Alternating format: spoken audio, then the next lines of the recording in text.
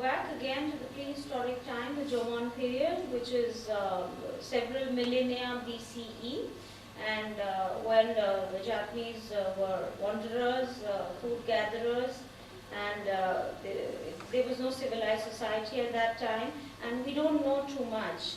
I don't know how many are familiar with how these datings are done, but most of them are carbon-14 datings, and it is up to the scholars and academicians to find out what kind of culture, what kind of people, and what kind of artistic output they would be having.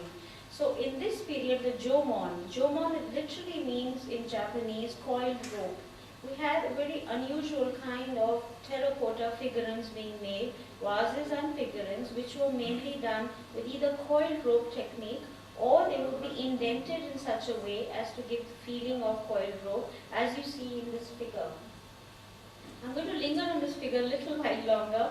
I personally love this form, and somebody said, an art critic said, that ancient art, prehistoric art, and contemporary art have such a close affinity, because today we are all trying to look towards either abstraction or formlessness, minimalism, stylization, rather than realistic representation.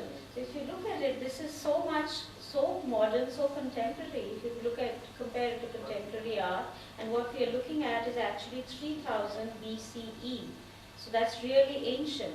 Now, most of these figures, according to scholars, are for some kind of religious or some kind of mystical or magical purpose.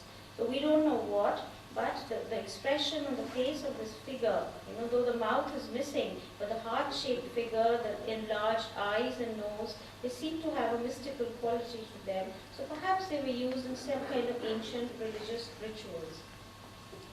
The coil pottery that I was talking about is very well seen in this pot. It's about 29 cm, that's 1 foot, about 12 inches. And probably this was just for display. It was not to be carried around. And the origin of this is very obviously from basketry.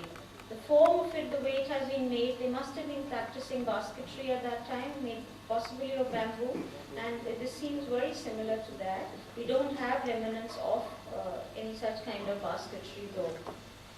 Then coming on to the next period, the Yayoi, we have the introduction of the bell from China. A large part of the Japanese art has taken, Japanese art, culture, philosophy, literature has taken from China. So the introduction of this kind of bell, very large bells, so they weren't just for ringing. Again, they must be having some kind of ritualistic purpose, like the figurine we saw earlier on. And it has extremely beautiful geometric markings on it. You have the crisscross pattern, which is, hatch kind of pattern, and then you have the spiral, which is a favorite of the Chinese, and also of the Japanese, of course. It's very large. If you look at the size, it's 20 inches, so that's fairly large. Coming to the next period, which is the Kofun period. Kofun literally means the great tombs. Now, this was the period when the higher beings of society, the aristocrats, the rulers, their burial tombs were very large, and they had many relics in them.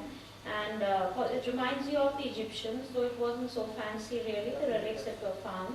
So you have a large number of pottery that we have there. We have the tombs themselves were painted on the interiors, and within the, let me go to the next one, then I come back to this one. So you have the figures called Haniwa. And very interesting, this is wheel-thrown pottery probably because it's a cylindrical form that you have, and then out of that very basic cutouts are done to the eyes, the features, etc. So very abbreviated kind of representation of the human form. And a large number of these Haniwa forms were found in the tomb, but possibly they were to assist the person in the next birth or whatever. So much like the Egyptian philosophy. I go back to this one. This is also an example of Haniwa pottery, and this is showing a cluster of houses. So this is very interesting for us because it gives us a feeling of what kind of architecture they had in that time.